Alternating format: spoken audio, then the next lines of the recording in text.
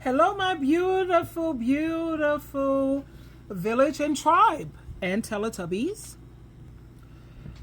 Right now, I want to talk about the new executive orders that Donald Trump has signed off on. There's a new rule from Donald Trump, his plan, and it says that if someone is homeless and they won't go to a homeless shelter, or if they have addiction problems and they refuse treatment, they could be locked up and sent to jail. Now let me share these clips with you, and then let's come back and talk about this for critical review, educational, and reaction purposes. And please hit the like button because it helps with the algorithms. Okay, let's listen. Trump announced, starting this morning, all 50 states across the United States will completely eliminate homelessness. This time, we will thoroughly clean up the country. He spoke bluntly on social media. Let our nation be safer and more beautiful than ever before. The policy is highly coercive. Those willing to leave will receive official assistance. Those who insist on staying will be directly classified as criminals. We will lock you up in the prison that belongs to you. There is no room for negotiation, no nice guy approach. Trump is confident, declaring that the speed will be as swift and efficient as the border changes, from millions flooding in over months to achieving zero. The operation has already begun in the dead of night. The president has begun deploying personnel from the U.S. Secret Service and Customs and Border Protection.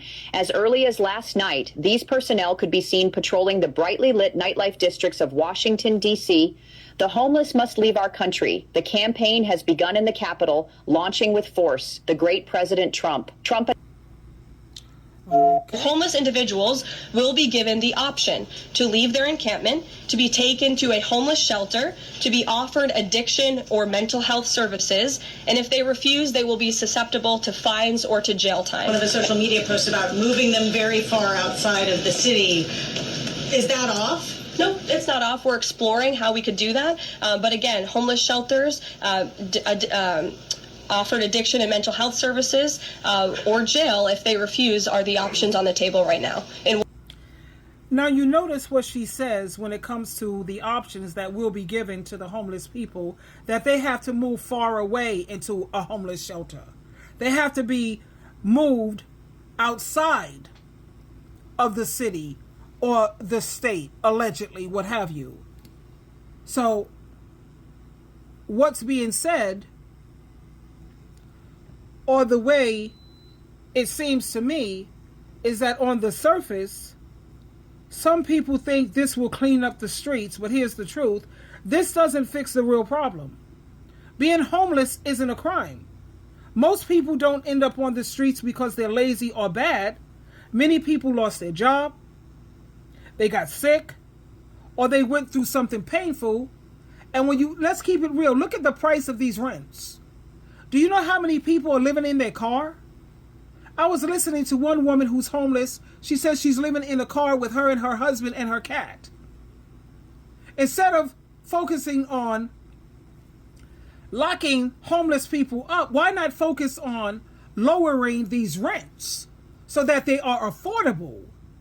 Look at the price of food. This is ridiculous. Utility bills.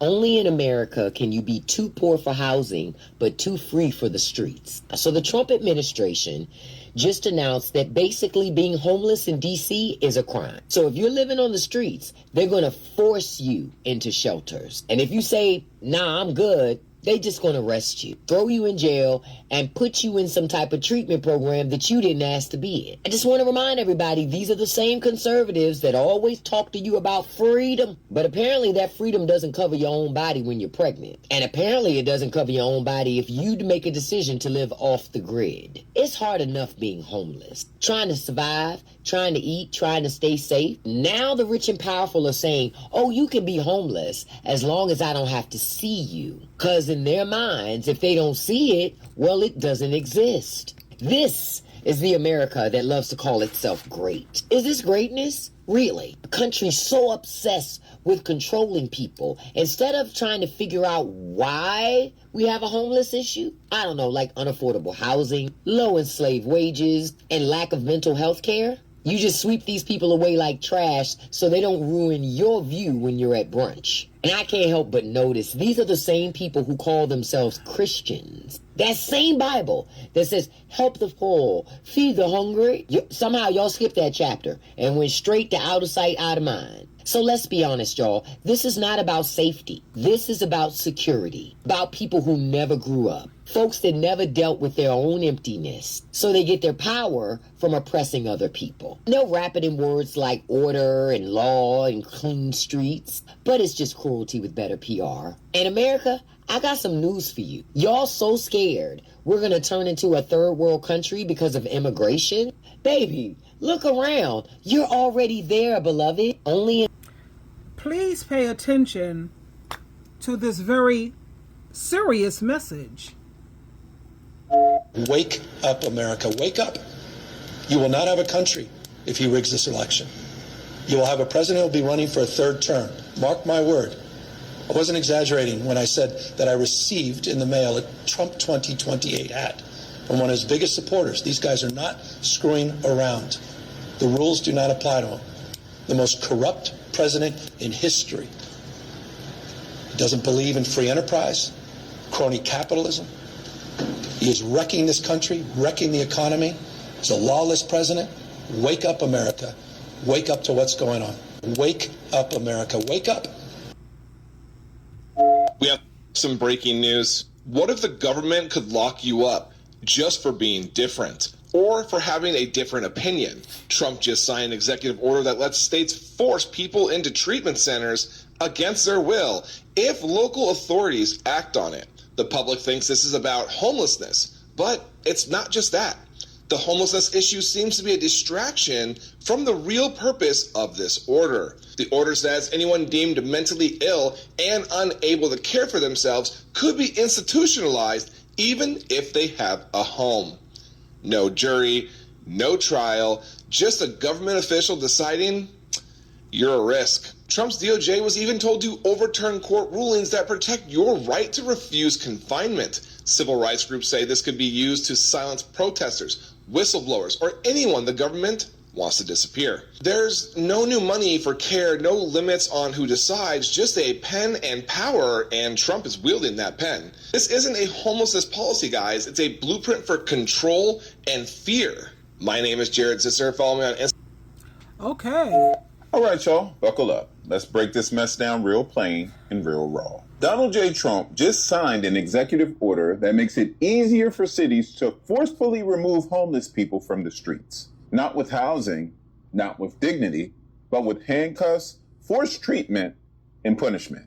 And the MAGA folks are clapping, like he's done solved world hunger. No, MAGA, he just made being poor and sick a federal crime. So Trump's order does three dangerous things, right? The first and the most obvious is it criminalizes homelessness. If you're caught sleeping outside, not because you want to, but because you have no other place to go, this order makes it legal for cities to arrest you, fine you, and toss you into involuntary treatment, like it's the 1950s again. Number two, it defunds reduction programs. Clean needle exchanges, Narcan, safe use sites. These save lives. But Trump's order tells agencies to stop funding those based on a lie that they promote drug use. That's like shutting down hospitals because people are getting sick. And number three, it kills the housing first model. For over 20 years, Republicans and Democrats agreed. Get folks into stable housing first, then treat mental health and addiction.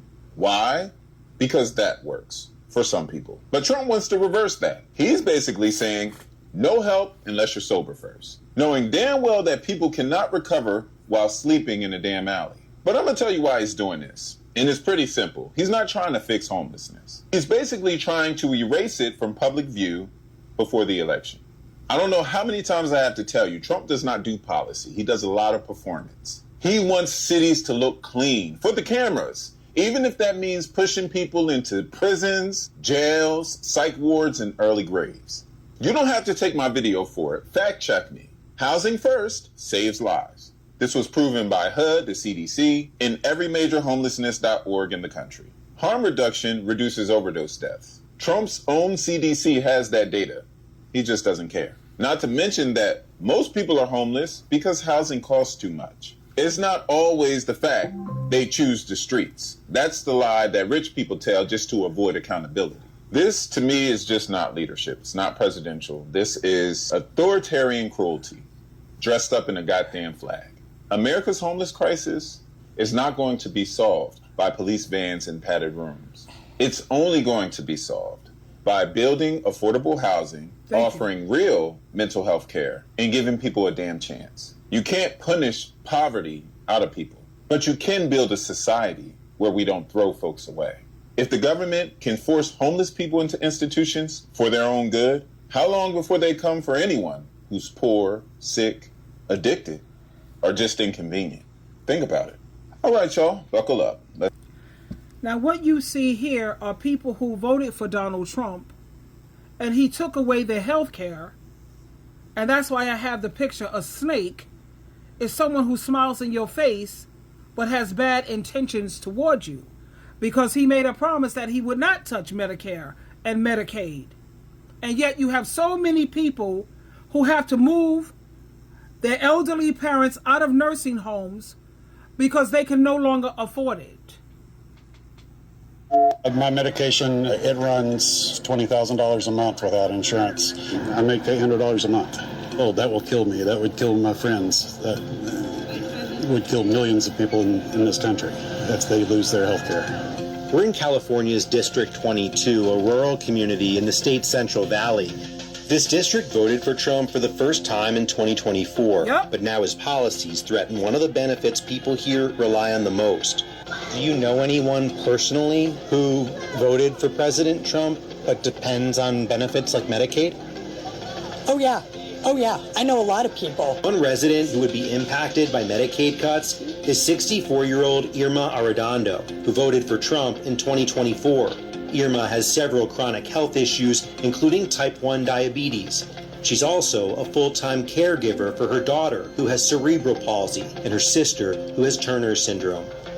The medicine that my daughter takes for seizures, I won't be able to afford it. So we feel hopeless if those cuts come, you know. What we're going to do. Irma was a farm worker for more than a decade. She believes that some of her and her children's health issues can be linked to the pesticides she was exposed to while working in the fields. Look at me right now. Look at me how many sicknesses that I have. We got all in the fields. Where else? I feel like these tapping nuts in the back, you know. But why? Why when we put food on their tables? Trump promised a lot of things. I thought it will be more family values and those programs that we really need here.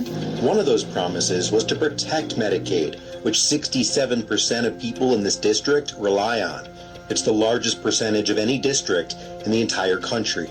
Can you guarantee that Medicare, Medicaid will not be touched? Yeah, I mean, I have said it so many times, we're not going to touch it. The yeas are 218, the nays are 214.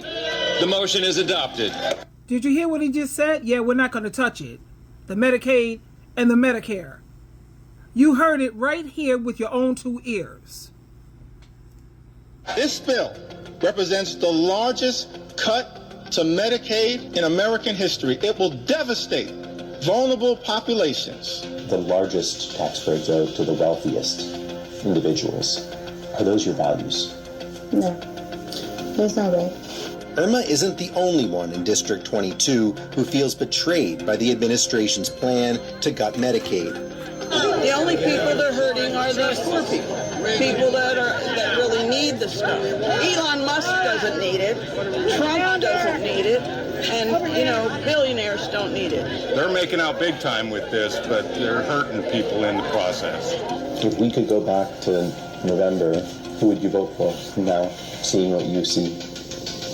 You just wouldn't have voted. Not either.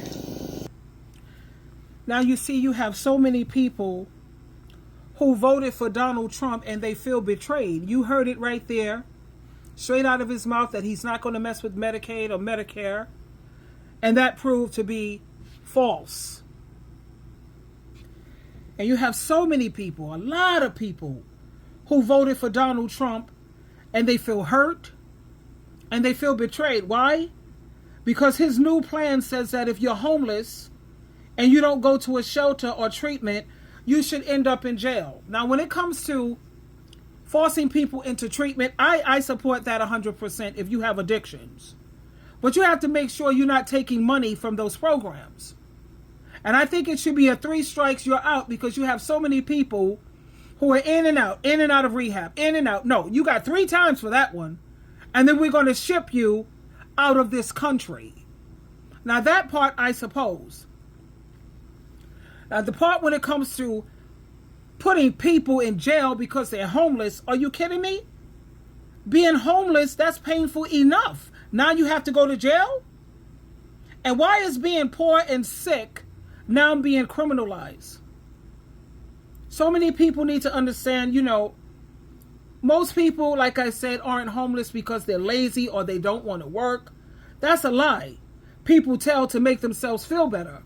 The truth is, when you look at the cost of rent, it's through the roof. Apartments that used to be $800 are now $1,800 or even $2,000. Paychecks haven't gone up that much, so people can't keep up. Even people with full-time jobs are working more than one job. They're living in their cars or tents because they can't afford a place to stay. So if you punish someone for being poor, you're not fixing the problem, you're making it worse. Putting people in jail doesn't make rent cheaper. It doesn't give people better pay. It doesn't make more apartments appear. It just hides people away so we don't have to look at them. And what people really need in this country, and his main focus, Elon Musk as well, you need to really provide affordable housing, fair wages, and help. That's when you help them, give them respect. You don't sit up here and force people to leave the country in a homeless shelter somewhere. No. They should be building more homes, lowering rent, and making sure that work actually pays enough to live on. People are not lazy. They just don't want to work for slave wages. You need to make at least $25 an hour. A strong country is not measured by how clean the streets look.